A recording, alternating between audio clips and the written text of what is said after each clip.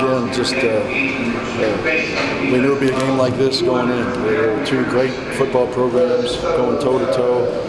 I certainly give Coach Strong and his staff and his student athletes a ton of credit. He's been here 4 years. He's done an absolutely outstanding job in his time here. He's recruited extremely well.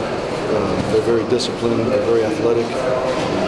One of the top teams in the nation in offense, one of the top teams in the nation defensively. And I give them credit. I thought our kids played hard. We didn't get into a rhythm offensively at all in the second half. I thought our first down execution was poor. It got us into second and long calls. And at the end of the day, we certainly didn't make enough plays, get enough points on the board in the second half to win the game. With that in mind, do you kind of regret not kicking the field goal on the opening drive, or was the wind too much of a factor? No, the wind was too much of a factor going that way. It would have been, I think, somewhere around a 48-yard field goal into the wind, and that was not. We were not in field goal range from that distance going that direction. How did the weather? I mean, obviously not just on that drive, but it seemed like, at least in the first half, it was a game of who had the win. I mean, how much did that affect your play calling, and how much of it did it affect in the second half? It really didn't. The two plays for us that it had an effect on was my decision not to attempt the field goal because we were not in field goal range in the first drive due to the wind, and then my decision in the second half to come out and kick into the wind to begin the third quarter. It otherwise did not affect our play calling.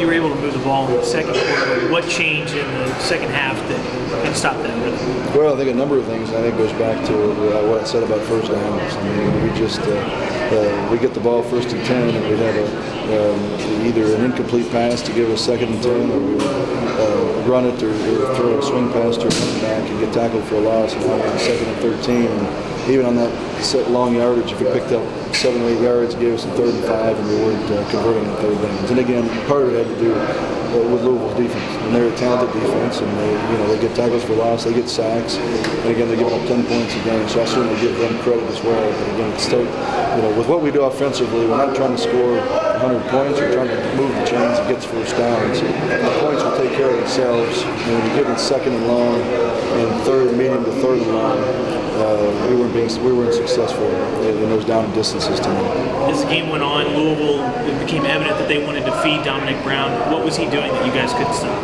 Well, they've got a physical offensive line, and he's obviously very physical as well. They've got great size up front, and again, I thought we tackled well as a whole. Certainly we missed some tackles, a couple in the first half, a couple in the second half on him as well, where he would hit a couple guys, spin off, and he felt like he had him for a gain of 1, and next thing you know, it's second and 5, and he picked up 5 yards. So again, they're very physical along both their offensive and defensive lines, and they were able to establish the line of scrimmage and establish the run game. How frustrating is that when they're able just to eat up time on the clock in the second half, and you're not able to get the ball back and do what your offense has shown?